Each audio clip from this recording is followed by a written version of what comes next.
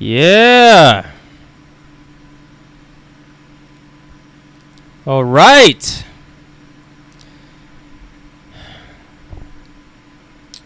All right, man. This is going to be fun. This is going to be a fun episode, guys. I'm enjoying this. All right, so this is Andy Matrix. Welcome to Andy RCV. We're gonna take some time to get ready and let some people get on the live stream. All right, so let's just take a few minutes. By the way, if you hear a lot of noise in the background, it is really hot. It is summer. It's like above 90 degrees. It is steaming hot. I have the fan on, so that noise that you hear in the back, that's the fan. That noise that you hear in the back, that is the fan. That that noise. All right, so I'm just gonna put a message on the chat.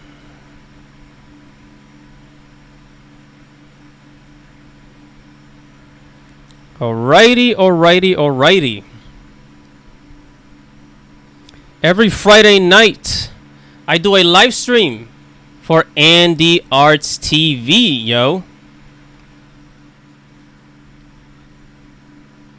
Alright, let's just give it another minute. I'm already prepared, you know. Actually, let me get my drink. Hold on.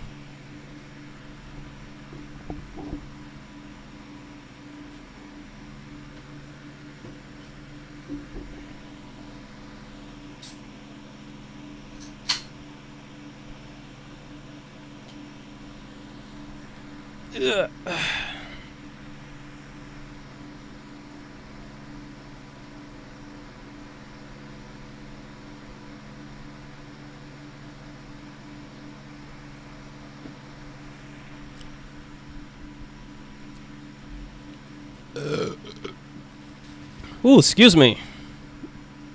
Let's just got my drink. Got my sparkling water. Anybody here drink sparkling water? Do you guys drink sparkling water? All right. All right, let's get this show on the road, man. Let's get this show on the road. Again, if you hear noise in the background, if there's a lot of noise in the background, that is the fan. It is really hot. It is steaming hot here in Connecticut, in the Northeast. It is really hot in the Northeast, so I'm going to try to keep the fan down as low as possible, but man, I got to keep it cool, guys, so pardon the noise. The noise from The World Ends With You. All right, so I am here at Bounding Into Comics. And today, we're going to start off with the controversy of Cowboy Bebop. Cowboy Bebop, guys.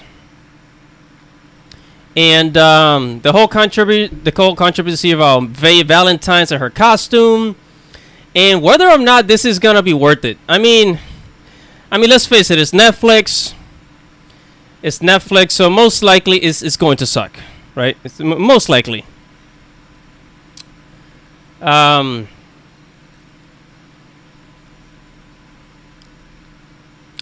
So Salon claims backlash to Faye Valentine's costume in Netflix live-action Cowboy Bebop is based on horny male outrage.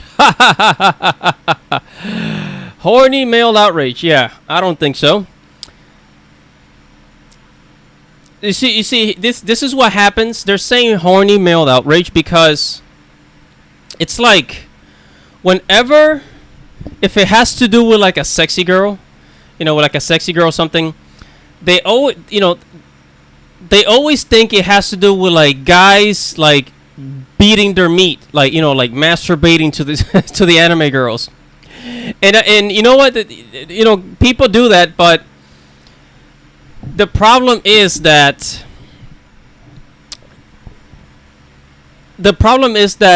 it's every time there's a live action adaptation, it always comes out looking like a bootleg show, like a bootleg.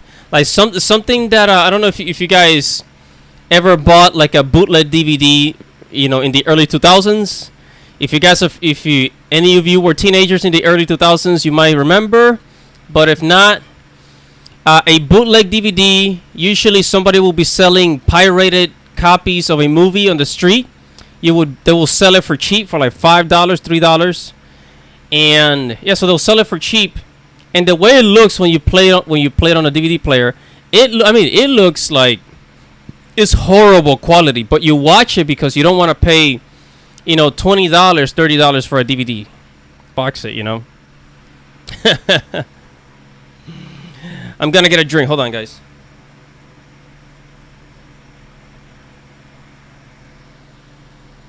Oh man, the sparkling water is refreshing, I tell you. Okay. So the horny male outrage. Let's take a look at the picture. Let's take a look at this picture. Okay, so John Cho. John Cho, if you guys don't know who John Cho is, basically he's if you guys watch the movie Harold and Kumar, again another early 2000s movie. Harold and Kumar was a comedy, and John Cho and this other Indian guy were in it. Okay, and John Cho looks good as a Spike Siegel. He looks on point. Now and then Jet Black, stereotypical like Jet Black going with his name, a black guy. So the color of the skin doesn't bother me because in the show, Jet Black, he's actually bald, right? So he really is bald, and the outfit actually looks decent. It actually looks pretty good. He's got like a robotic arm, right? So the outfit is actually on point. The outfit is actually on point. And even the beard, like the beard actually suits him, right? He's got the beard, he's got the bald head, maybe he needs that little face tattoo. So these two characters are on point. Then we go to Faye Valentine, right? We go to Faye Valentine, and actually, let me go to Google Images here.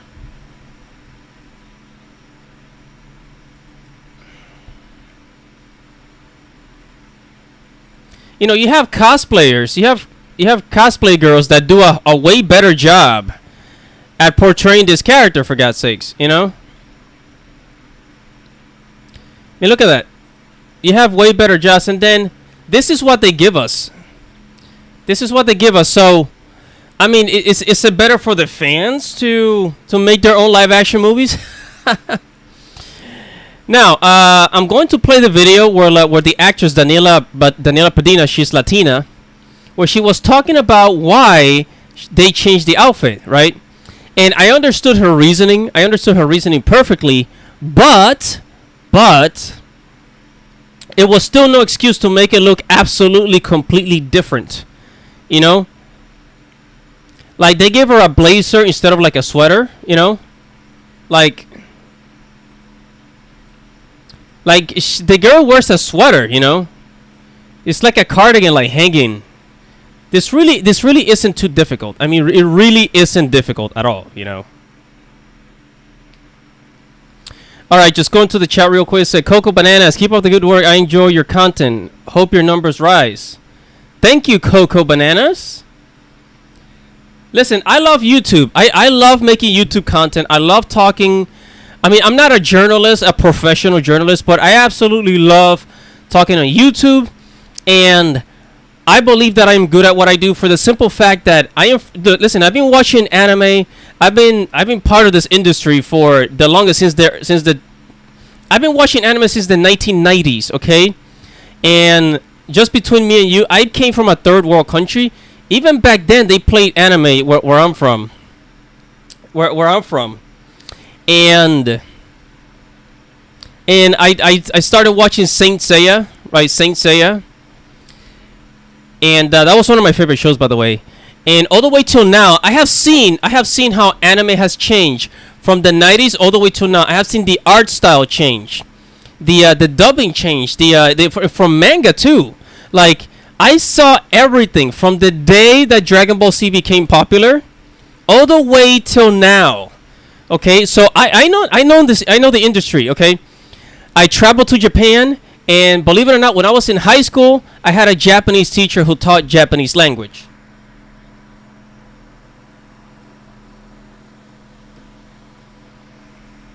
Excuse me, guys. Getting a drink. So, anyways, back to roasting. Netflix. Cowboy Bebop. Okay, so Faye Valentine again with Faye Valentine. So, let's go ahead and let's go to the video where the actress is. Let's go ahead and play. Where is it? Where's the video? Oh, here it is. No, is that it? Bebop's destined to flop. Where the heck is it? Oh no, wait, it's not this one. Sorry guys, it's not this one. It's actually down here somewhere. Whoa. Did they took down the video? Holy smack, did they took down the video? When companies like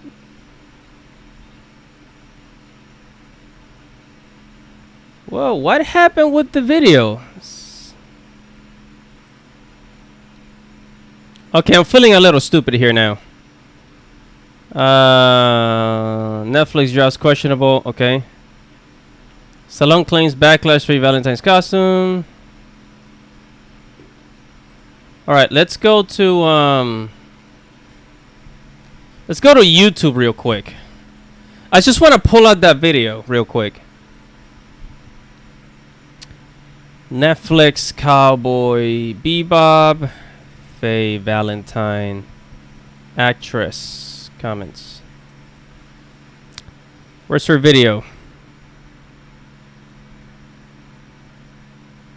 Man, did they took it off? Benita.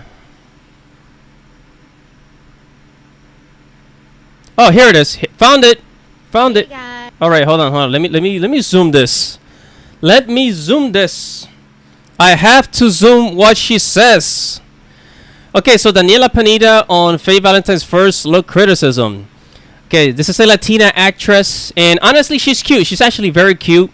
I like her face. I like her hair. She's very cute. So I actually think she was a good choice as far as looks for the character. Okay, I think she's good for the character.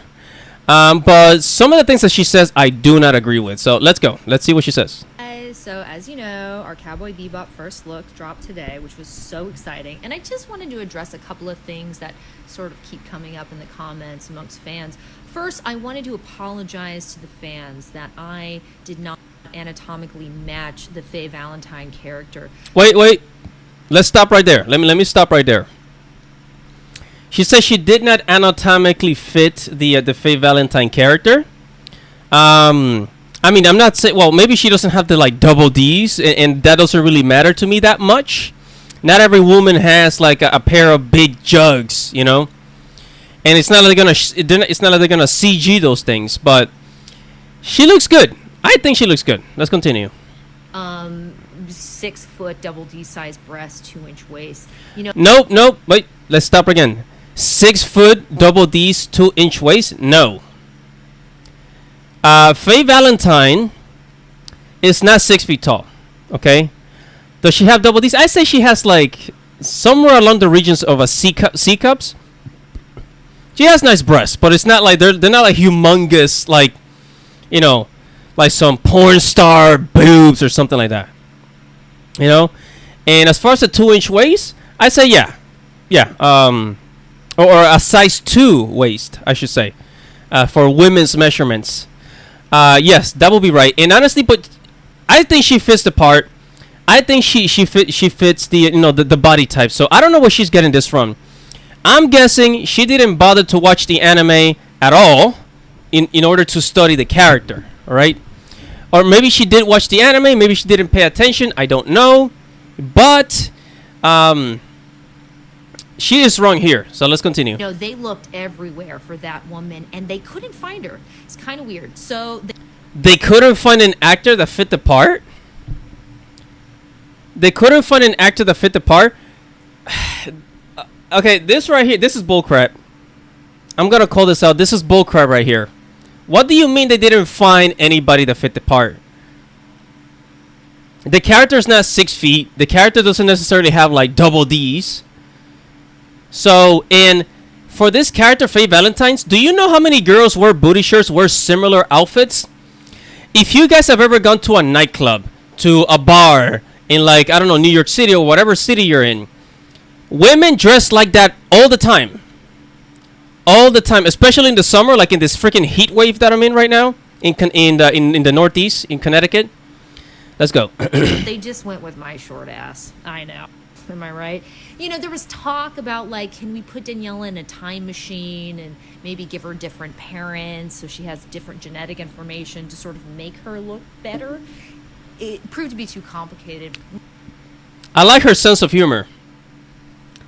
I really like her sense of humor. I love her sense of humor. Can we put her in a time machine to go back and maybe get her some better parents? All right, so I kind of like how she threw a joke in there, right? I like how she threw a joke in there, but come on, honey, come on. Okay, this isn't. I keep saying, like, I actually think she's good for the part. I just hope she doesn't turn out like Brie Larson. I really hope she doesn't turn out like Brie Larson. I mean, that will be a bummer. But everything that she's commenting revolves around the looks of the character, right? Around the looks of the character. And she's mostly commenting on the body type of the character. It's not so much the body type, because she fits the part. She has the body. It's the outfit. The outfit is the problem. So let's continue. And the other thing I wanted to bring up was I want to apologize that the outfit I'm wearing is not exactly what she wears in the anime. You know, we tried, but doing stunts in tissue paper, things disappear, they rip. Sometimes it just got lost. Anyway, like I was saying, let her read. Some things ripped, disappeared. If you've had a girlfriend, and if you have, let's just say, experience with the female body parts, you can kind of understand what she's talking about, because while a lot of girls have cosplayed as Faye Valentine from Cowboy Bebop, it's not easy. Well, I mean, I'm not a woman, but I've seen girls, run around in booty shorts. Okay, run around in booty shorts. Maybe the ones that she wore is like maybe a little too thin. And yes, guys, yes, like for girls, things do tend to get, stuck down there, as she says. So let's see what she says. Original costume. They made a couple of them, but like I said, they got sort of slurped up in my various crevices, never to be retrieved again. So we needed to really build something that could withstand the test of time. So just,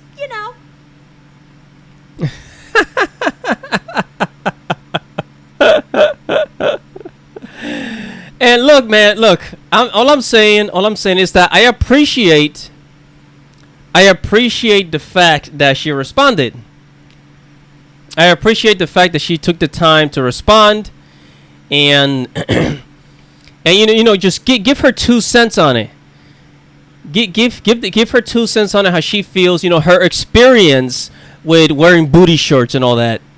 And you know what? I respect her. You're a woman. Wear what makes you comfortable. But here's my criticism. So let's go back and take a look at the cosplay. Take a look at this girl, right? Now, if you're at a convention, if you're a girl, you're at a convention, you're not doing a lot of running around or doing stunts and shit like that. So I don't think like this is gonna bother the girls too much. But I mean, I could understand what maybe they cover her up. I say they cover her up too much, but they could have at least changed the color of the pants. This is why I think they didn't put any effort. They could have just changed the color of the jeans here, like these shorts, because I mean it still looks like she's wearing booty shorts in a way. She's wearing those shorts, those like up to the crotch shorts. I don't know what to name them. The up to the crotch shorts, and then they gave her like a blazer. They gave her a blazer. I'm like, why did they give her a blazer? Like they could have just given her a sweater, like a sweater. And then the band, like the hairband, they didn't even bother to give her the hairband. Look, come on, right here. See the hairband. Okay, hairband. Okay, look at all the cosplay hairband. Okay, yellow hairband, yellow. Again, I understand that she wanted to be a little more covered up, to be more comfortable, to make the stunts. But come on, yellow top, yellow shorts, yellow band, and come on, get rid of the jacket, get rid of the red blazer. Come on. I didn't know why they put that there. They should have gotten rid of that. And I think if they would have added, just like change the color of the pants, give her a bandana, get rid of the blazer, I don't think a lot of people would have complained. And so that's not the only thing, the only negative thing about the Netflix Cowboy Bebop. It's also It's also like the stigma, the expectations that anime fans have over live action adaptations, because it usually doesn't go very well. Look, man, I watched the Full Metal Alchemist live action movie, which is a Netflix exclusive, and I didn't think it was that great. Now, the Bleach live action was kind of cool, but it's still, I don't know. When it comes to live actions, a lot of anime, it never comes out, well done.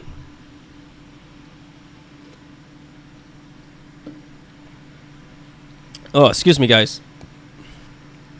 I'm just taking a drink. Again, it's really hot out here.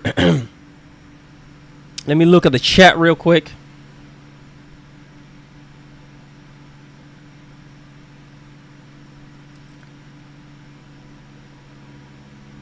Them booty shorts. All right. So and look, it looks like it looks like they got the world. The world is actually very convincing. If you look at the photos, this looks very convincing. I mean, it looks like this is Spike Siegel. Again, John Cho's doing a great job. And they're inside the ship. This is actually the ship. I was watching the anime today, and just to kind of like get a feel for what to expect, like comparing the anime to the photos, and they got the ship on point. The ship is pretty on point. And Cowboy Bebop is actually episodic, so something happens, every episode. And Faye Valentine doesn't show until the third episode of Cowboy Bebop, and then she doesn't even join She doesn't join Spike until like episode 4. Keep that in mind. But look, nobody really asked for this, as a lot of people are saying. Nobody really asked for a Cowboy Bebop live action. Netflix is just investing into anime just to get subscribers. And you know what? That's their business plan. That's fine. But at least give people what they want. But what you guys gotta understand, when these companies start investing into anime, because they're in it for the money, they don't really care about you, the anime fan. They care more about the casual viewer, and that's really who they're trying to serve. The casual viewer who's probably into Dragon Ball Z, okay, who probably likes Dragon Ball Z, but they're not really like that much into anime. That's their target, okay? That's their target.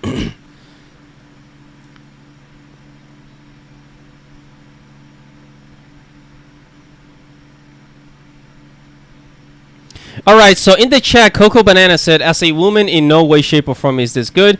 The clothing was part of the contrast. They diluted the story by making her dress masculine. Coco Banana, thank you. Thank you for the comments. Thank you for your feedback. I always want a female perspective, and I've actually gone on YouTube.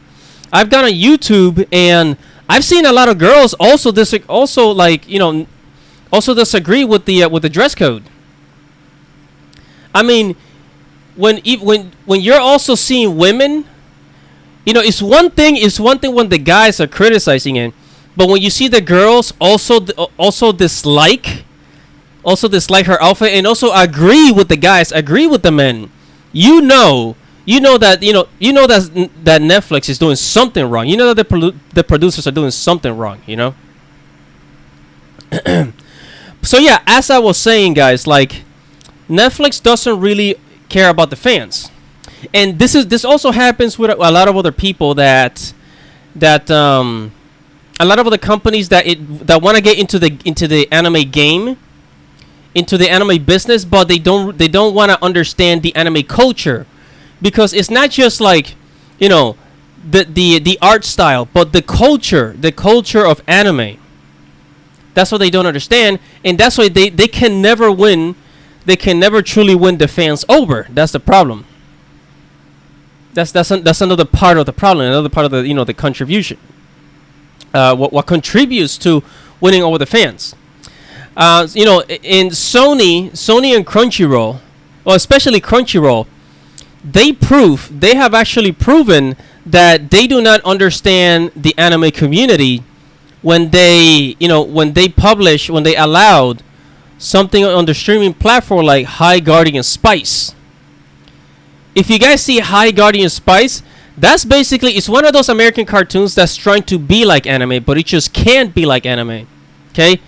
And by the looks of it, it doesn't even have any of the anime tropes thus far.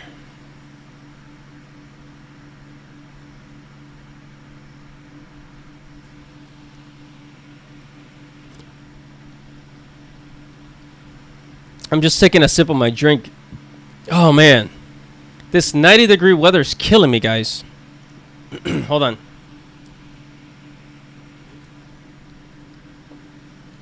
Woof. Yeah, so Sony.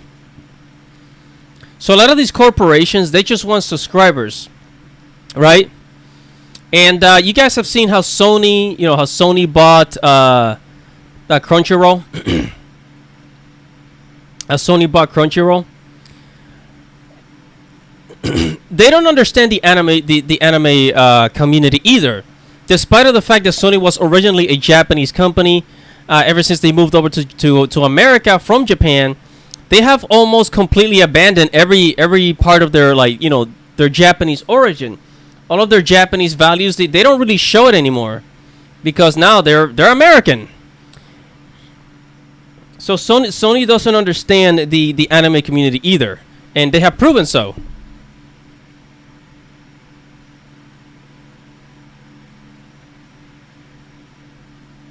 Now I will say Toonami. Where is it? There was an article about Toonami down here. There was an article about Toonami. Where is it? Where the hell is it? Why is it whenever I try to look for something, it doesn't show up? Well, let me just go over here. Let's go to Toonami. Toonami is also getting into the anime business, and honestly, I trust Toonami more with anime than Crunchyroll or Sony or Netflix. I trust them more, because you guys got to remember, Toonami is the reason. Okay, Cartoon Network and Toonami is the reason why anime is popular in the West. Okay, they made anime popular in the West. So if anybody understands anime, is the people at Toonami. They have a better understanding of it, and now they're producing really cool anime. Uzumaki, the Uzumaki anime that's coming to Netflix. No, excuse me, that not Netflix. The Uzumaki anime that's coming to Toonami. That looks really good. They always bring good stuff on the show. On the platform.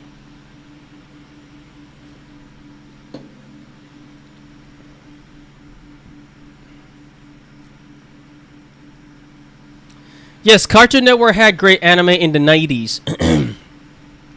And unfortunately, they were behind. South America. South America was already playing Little Goku in the 90s. Well, it took America.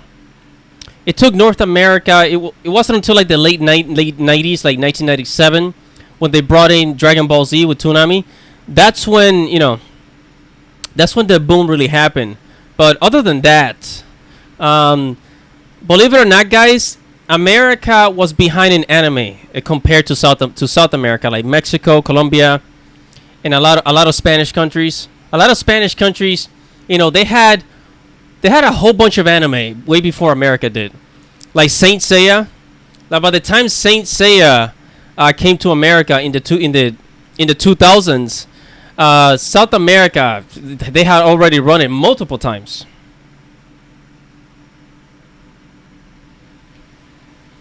All right, so this live stream really is about Netflix anime, and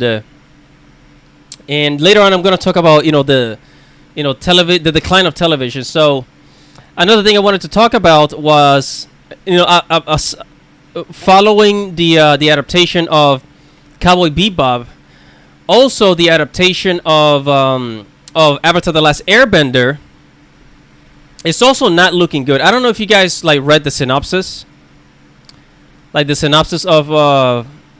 the show, and I don't know if that was like a publicity thing where they kind of threw this plot out there to see if people would like it. And one of the things that Netflix does is that they try to water things down to a level where they make it more affordable. So one of the reasons why Netflix wanted to change the story for Avatar: The Last Airbender was because you guys gotta understand, epic fantasy is very expensive. Epic fantasy is very expensive. Like something like urban fantasy, I don't know, like the superhero stuff. That's actually more affordable because you can use real life locations to shoot the film. But when it comes to epic fantasy, you have to use a lot of technology, like the green screen. You gotta go to special locations. A lot of epic fantasy movies like Lord of the Rings. The entire film crew, they go to New Zealand, they go to Canada, they go to very very exotic parts of the world to film those.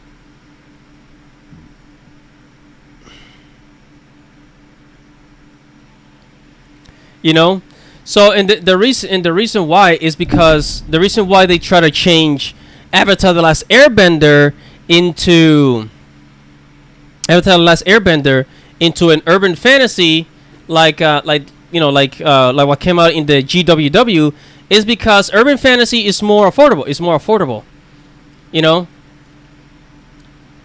They're trying to change it. They're trying to change it for their platform, and this is why I say that they don't really care about the fans. They don't care about you as the fan. They don't care so much about the original fans, which is the people that actually spend money on the franchise. They just care about really the masses, like the casual viewer, how the casual viewer will consume it, right? So if they spend the money on Avatar: The Last Airbender, excuse me. If they spend the money on Avatar: The Last Airbender, if they put in the effort, then they will actually get more subscribers. If they take it to the level of Lord of the Rings, if they spend their $100 million on the first season, they will get so many subscribers. I tell you, they will get so many subscribers. But because the people that the producers, they don't really understand. They only think about they don't think about the artwork. They don't think about the art. They think that they focus so much on the business side of things that they forget about the art of creating a film. So the way that they think is, an epic fantasy is just too expensive, even though we have the money. Let's try to turn it into an urban fantasy just to make it more affordable on our pockets. But if you spend the money on it, and if you spend the money to make a good live action project, you're gonna get more subscribers. They don't see it that way. A lot of these people that are in charge, they're very short-sighted. And I think Walt Disney said that, the people at the top that are always in charge, they have no vision. For them, it's all about the money. And this is why I say they don't really care about you. They don't care about the anime fans. They just don't, you're not in the picture. You are not in the picture. it's just numbers for them.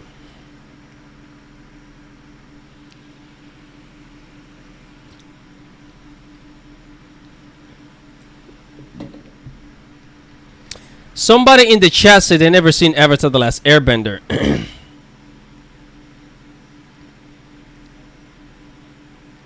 It's super good.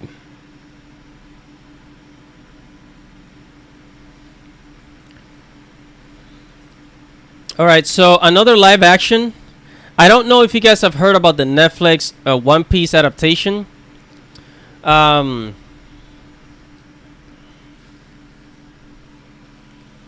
But it's actually happening. The One Piece. I don't know if I can zoom in here.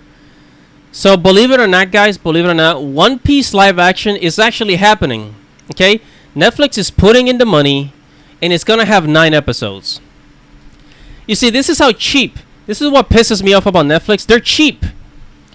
The One Piece live action is set to have only 9 episodes, when they could push it to have at least 16 episodes. 16, 15 episodes.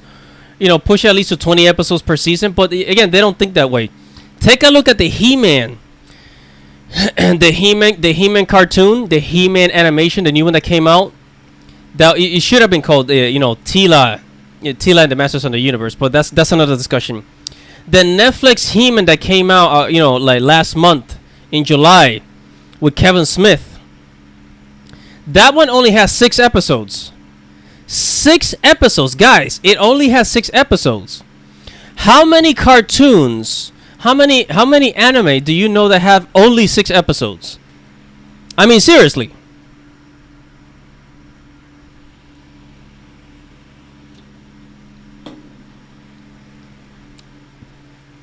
Yes, so One Piece is in the making, and you won't believe what else is in the making. By the way, you won't believe what else is in the making. But let's just finish up with One Piece. One Piece is in the making. It's only gonna have 9 episodes, right?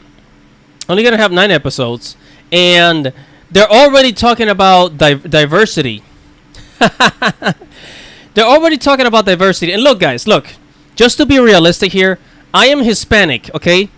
I am Hispanic, and I don't like this thing about diversity that Hollywood is doing.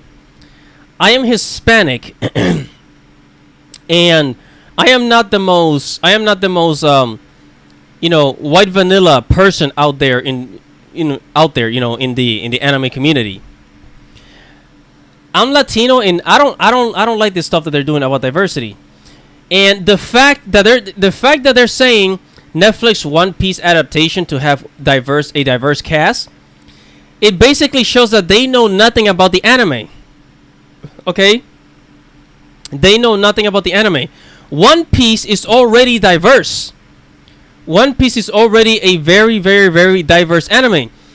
Luffy is Brazilian. Luffy is Brazilian, for God's sakes. He's from Brazil. If they would have read the manga or at least gave a shit, they would have known that.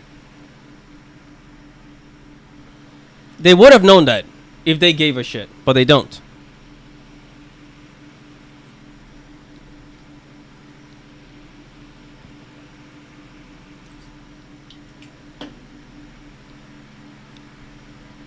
Oh man, I am so thirsty. It is so hot here, man.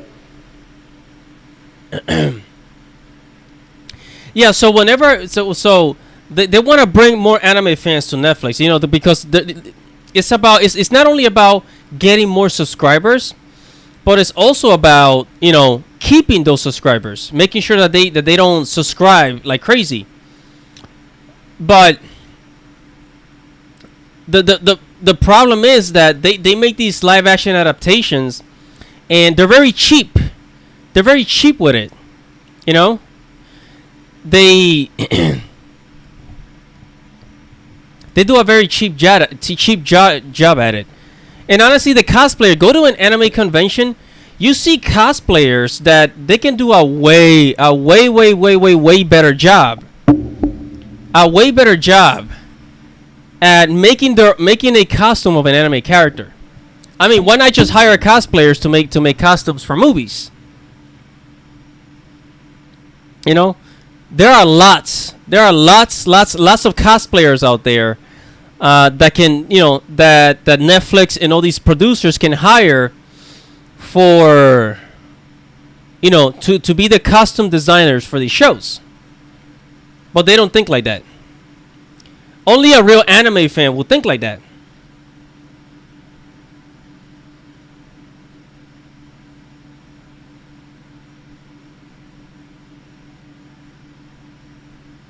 Yeah, so Quansack25 said in the chat, yeah, they're trying to water down anime. They're trying to water down the name of anime. Yeah, even celebrities want to make an anime. I would not be surprised if Will Smith wants to make an anime. And honestly, it will be affordable. He will be able to afford it. Like $5 million. With $5 million, Will Smith will be able to like hire an entire team to make one season of an anime, because believe it or not, anime is much more affordable to make.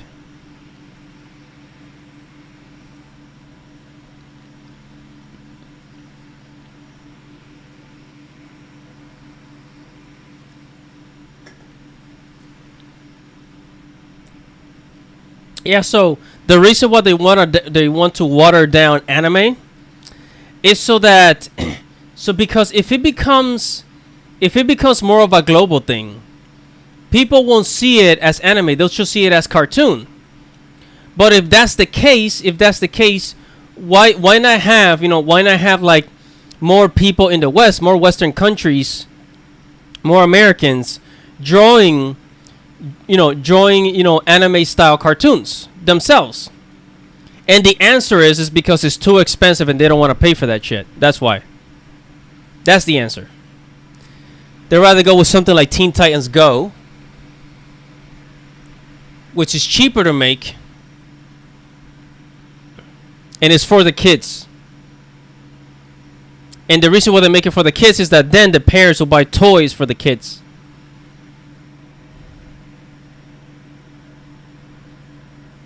It's not like in the 90s and the 80s where, like, let's say He-Man, for example. Something like He-Man was made for, to create toys. It will make great toys. But it also had a pretty cool story for kids, right? But back then the animation was much more beautiful. They actually used real life, real human proportions. Even with the superhero animation back then.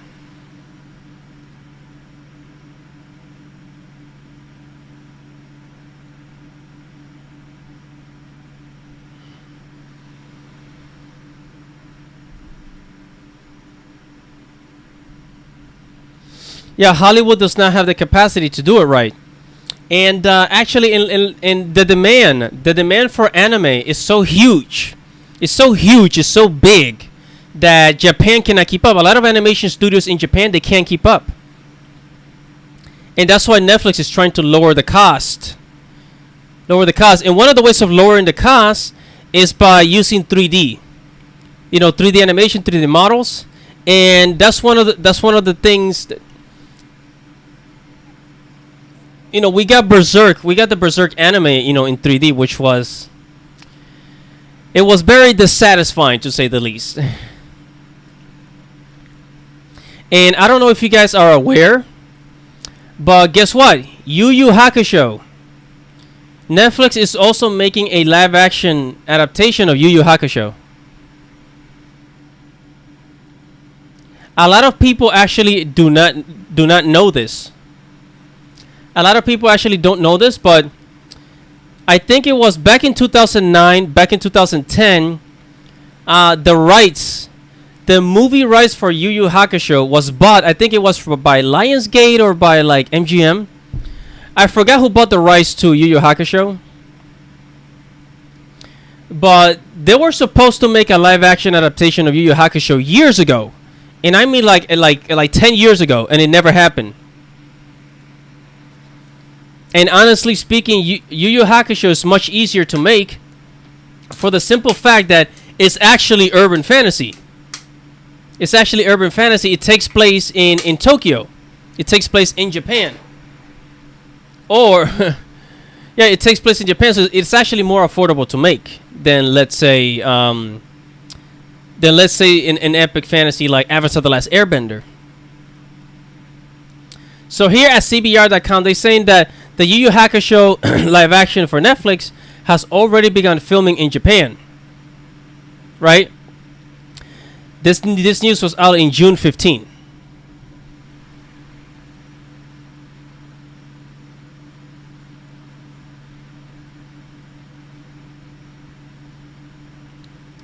It said I want Lauren Chin to do anime content on her Mediaholic channel. Nice, bro. Yeah, I actually like Lauren Chen. She's really cool, and I actually watch a lot of the conservative stuff. I mean, I'm not really conservative, but with all the crazy stuff that's been happening, like a lot of people are becoming conservative, or even people that are not necessarily conservative, like people that have you know, their senses together, that you know, the more rational people, they're turning to the conservative media. They're turning to the conservative media. But anyways, back to Yu Yu Hakusho. So, and again, today we're talking about Netflix anime. Every like I'm going through a lot of the live action projects that Netflix has.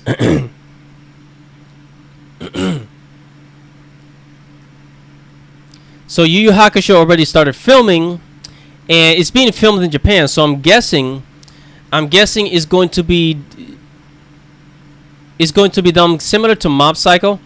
The Mob Psycho live action anime, by the way, the live action adaptation freaking sucked, man. It looked horrible. I mean, the CGI, the computer graphics, it looked like something. It looked like it was done in the 1990s. They put like no effort into it whatsoever. I don't know if it was because of the budget, but it just sucked, bro.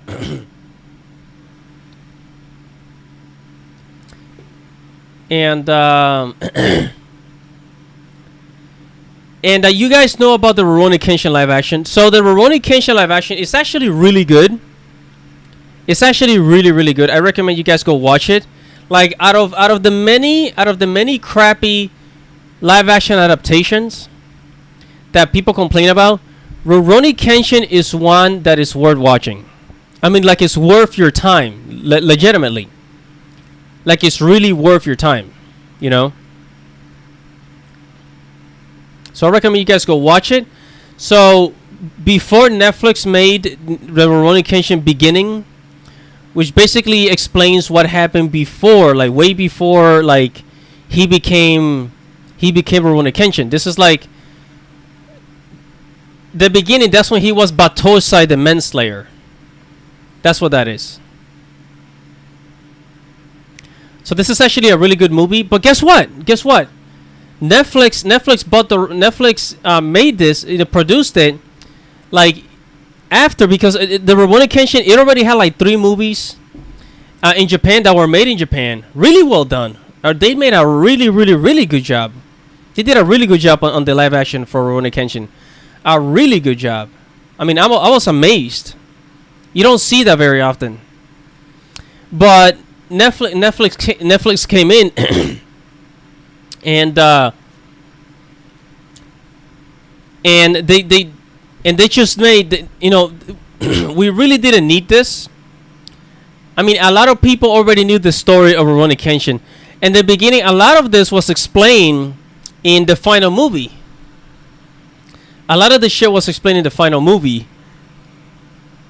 But since Netflix wanted to catch it, they said, "All right, we're gonna produce another Ruroni Kenshin live action." Anything that they can get their hands on that's popular with anime, they will do it. They will make it. Believe me, they will make it.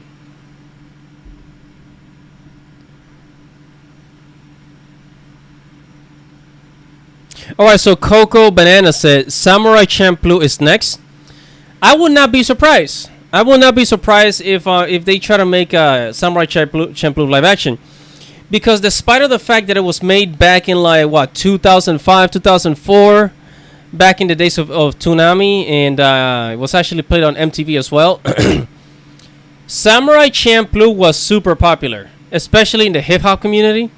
A lot of people that were into hip-hop would watch it. It was very, very, very popular. Very popular.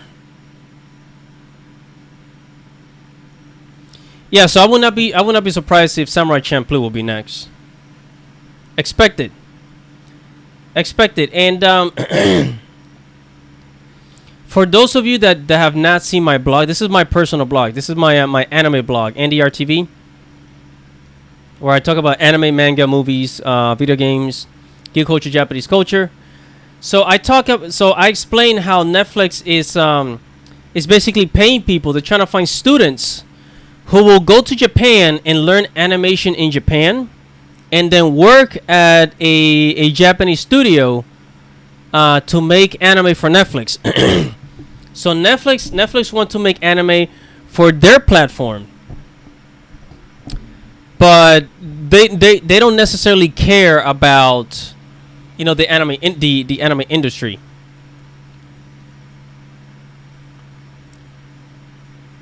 They're just doing it for their platform.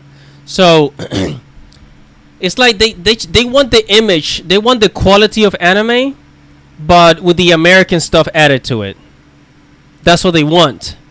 So that's what they're paying the tuition for. That's what they want to pay people to study in Japan.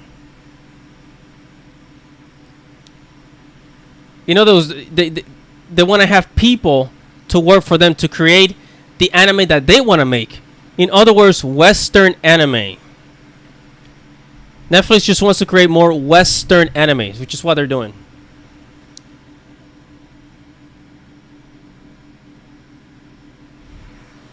Alright guys, give me just a moment. I'm going to grab a drink.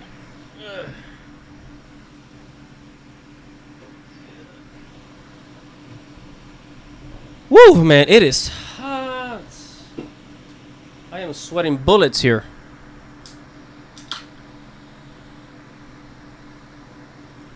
Woo.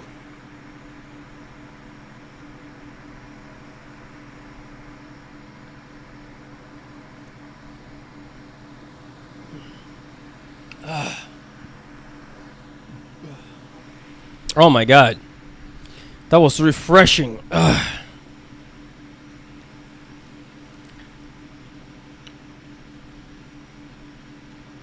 Yeah, so, but then again, for people that want to be an animator, this is a great opportunity. You can get into the animation business if that's what you really want to do. And it's a great way to not have to pay your own tuition. You save a lot of money. You might even get to live in Japan. And eventually you could even change careers.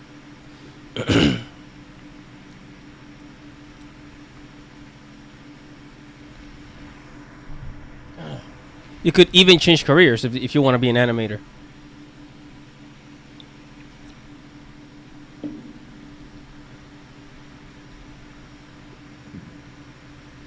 And actually,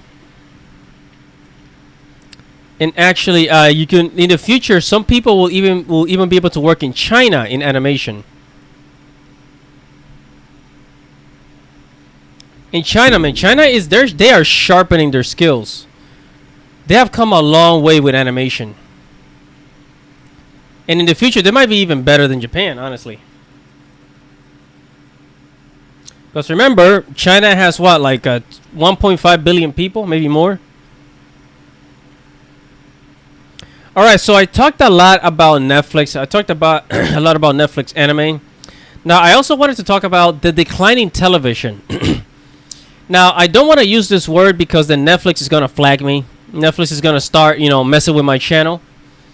But the WOKE, woke, WOKE television, it's been happening. It's been happening a lot. And look, man, I don't have cable television. My television is YouTube. I don't have Netflix anymore until, maybe the next shows. My television is YouTube and video streaming service, like Funimation, Tubi, Retro Crush, things like that. I watch my shows elsewhere. I don't have cable television, but even cable television is being bombarded with the WOKE stuff. So it says industry and media debate bust in topic and reveal eye-opening survey on disparity between public and TV sector views in Edinburgh. So saying I'm in a lot of meetings now where people tell me this will never get on because it's not woke enough, right? It says Ash Atalia, award-winning comedy producer of hits including The Office and IT Crowd, told the Spirit panel at Edinburgh TV Festival assembled to discuss the question of how TV makers can properly represent diverse Britain in all its forms. It says, I'm amazed how fast the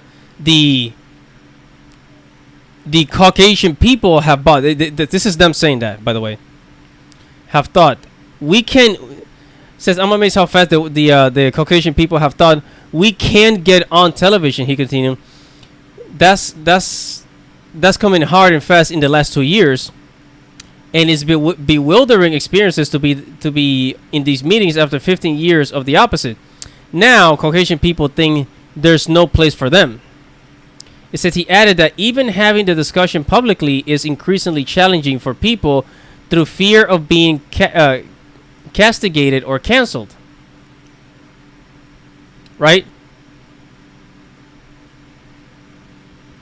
So basically, because of all this quote unquote, because of all this WOKE, there's a decline in the numbers of television of television. Even television is declining because of all the PC stuff.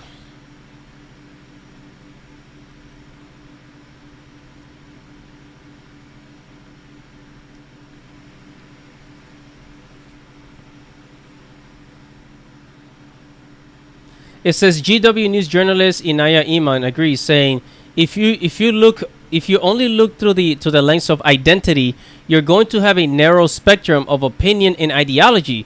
We should avoid taking a box.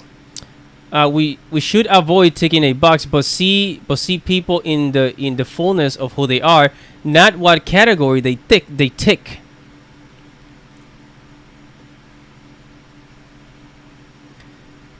Then if you go to the Guardian, it says the anti-woke backlash is no joke, and progressives are going to lose it if they don't wise up.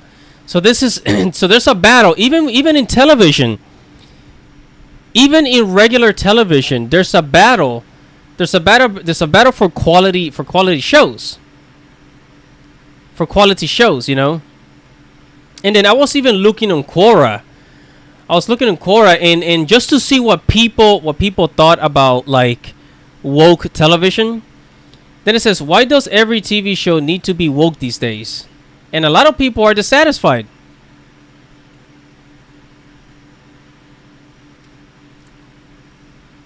I mean, go to Reddit, go to Quora, and you will see that a lot of even regular people are dissatisfied with all this like woke stuff on television. However, some people such as the UFC, they're kicking out all the political stuff, all the PC stuff, the political correctness, all the everything that has to do with like identity politics and everything that snowflakes on Twitter fight for.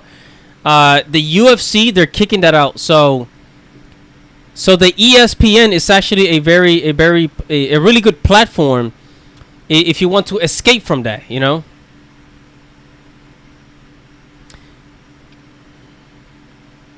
And even like, I mean, I don't know if you guys watch the Olympics. But even the Olympics are being, bombarded with these woke stuff. It says Olympics TV rating plummeted by 49% compared to 2016 games amid woke protests and pandemic lockdowns. 49%, guys. This is a huge drop. So even the Olympics are not getting as many ratings as before. I mean, why do you think? Take a guess.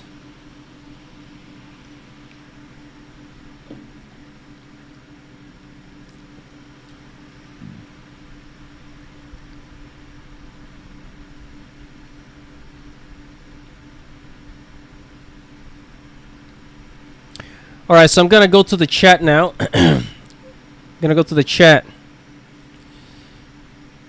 All right, hold on. See what's happening on the chat. I haven't watched cable TV since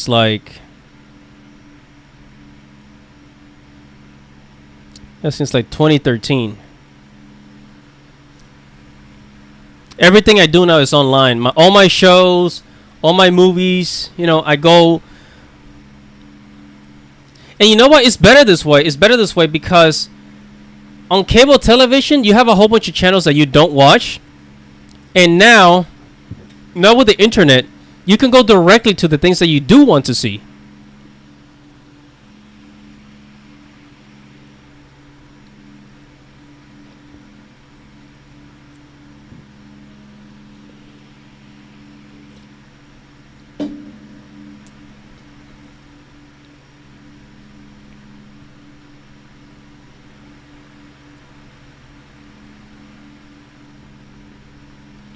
Yeah, cable television is gonna go extinct. Cable television is gonna go extinct. I mean, just watch, because even YouTube now, with all the live features that they have now, even something like regular channels such as Fox News, CNN, Nickelodeon, they can stream live. And live television or cable television has moved to the internet in places like YouTube and into video subscription services. Yep. So everything is dropping in quality. Like the Olympics is going down. Unless more of these platforms, more of these channels do what the UFC is doing and kick all that crap out, most likely they're gonna go out of business. Watch. Yeah, so even cable television, like daytime television, is also going woke. I mean, it's all just coming downhill, guys.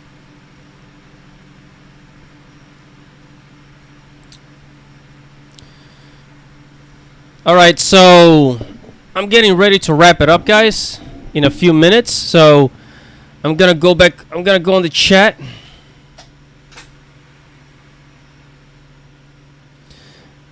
Okay, so Philip Crowell says, what happened? Oh, you missed a lot, buddy.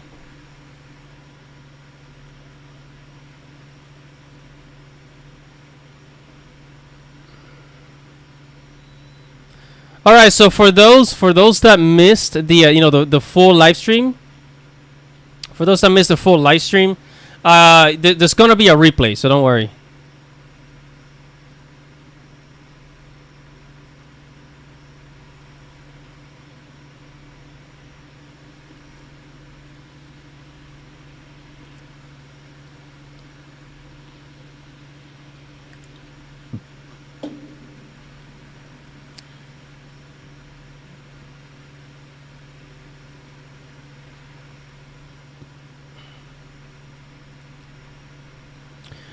All right, guys, so that is it for tonight.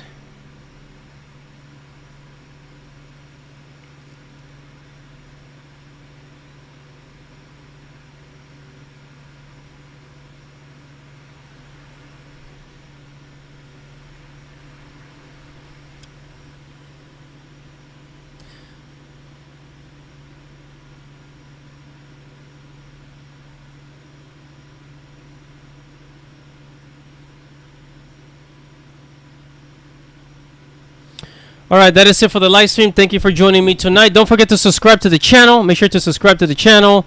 Make sure to like the video and share it on social media. Help Andy RCV grow. And this is your boy Andy Matrix. Thank you for watching. Good night and Godspeed.